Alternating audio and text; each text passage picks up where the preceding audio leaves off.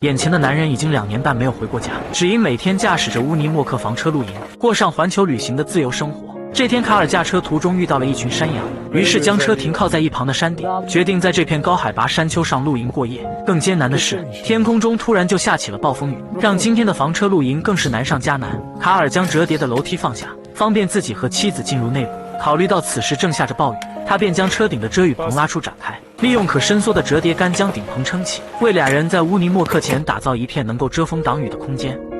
在利用地钉敲打进入泥土后，卡尔便开始了营地的搭建工作。他在遮雨棚下搭建了露营桌椅，再将车内储存的木块取出，堆放在自己的祖传锅炉中点燃。随着炉火的燃烧，营地也热乎了起来，给了独自在外的俩人满满安全感。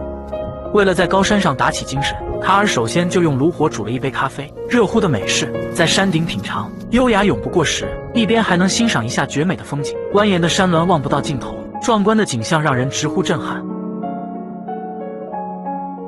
不过此时的暴雨又变得更大，让卡尔夫妇手忙脚乱，于是在一旁的支撑杆上悬挂了一张防雨布，通过调整露营椅和锅炉的位置，把雨水彻底防了出去。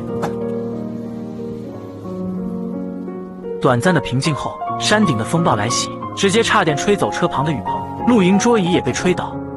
这样的风暴让经验丰富卡尔也是非常害怕，于是俩人决定迅速收回帐篷，将所有装备打包收回乌尼莫克，回到温暖舒适的房车之中。小小的车内空间也是所有装备一应俱全，车尾的沙发、小桌板，顶部的柜子可以存放各类生活用品。打开暖气后，就变得温暖又舒适，即使在暴风雨天的山顶，也能相当惬意欣赏窗外的风景。卡尔一边优雅地看着电视，妻子则在一旁开始煮茶烧水，开始筹备今晚的饕餮盛宴。蒜片搭配上辣椒，油煎一些牛肉末，搭配上一整碗挂面，2碗肉酱面就是今晚俩人补充能量的大餐。在山顶这样的美食也是相当炸裂。考虑到室外的天气恶劣，于是趁早回到了车顶的卧室内，早早睡去。第二天一早，窗外的刺眼阳光让卡尔早早醒来，于是走出房车。阳光明媚的早晨，一大早看到蓝天白云和层层叠叠山脉，心情就不自觉舒爽了起来。眼下云雾缭绕，足以感受到此刻卡尔夫妇俩人在多高的海拔。于是刚起床后的俩人就在山丘中开始攀岩，简单溜达一圈，当做一早的晨练。望着从未见过的绝美风景，便会觉得一切的长途跋涉都是值得。到了中午，俩人便回到了车中。炙热的太阳让卡尔直接穿起了短袖。为了方便做饭，他重新点燃了营地的篝火，炒了炒昨晚的肉末和面条。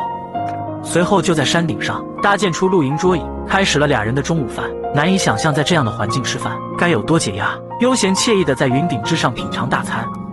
不过刚吃完面条，暴风雨又卷土重来，让卡尔夫妇防不胜防，直接将装备收拾着放回车内。恶劣的天气，考虑到安全，卡尔便迅速驾驶着高大的乌尼莫克离开了这座山头，继续俩人的房车露营之旅。